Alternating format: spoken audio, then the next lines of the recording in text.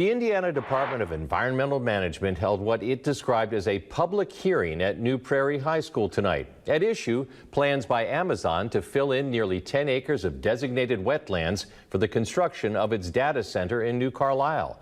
And while IDEM officials heard a lot of testimony, much of it well researched, as Natasha Casal reports, it is unclear what, if anything, they plan to do with that information. This mindless destruction of one of the few remaining wetlands in this state at the behest of Bezos, one of the billionaires who is sucking up the wealth of this nation into smaller hands and fewer hands, has got to stop.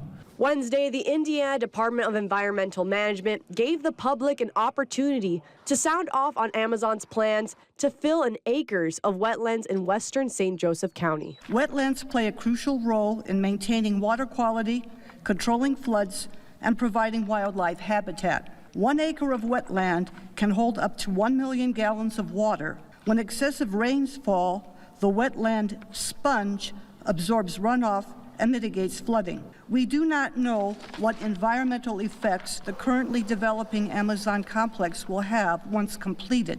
While we were there at the meeting, not a single person spoke in support of filling the fragile wetlands.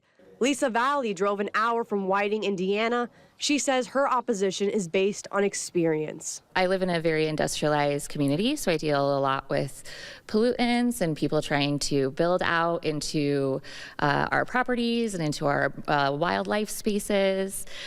So when I found out it was happening here, I knew I had to come and say some words on behalf of people everywhere that, billionaires can't keep taking all of our natural spaces and destroying every resource we have as Americans. Although IDEM officials got an earful from the public, much of it backed by evidence, there is no indication of what they plan to do with that information. Officials only telling me that everyone who spoke will receive a follow-up letter in the mail.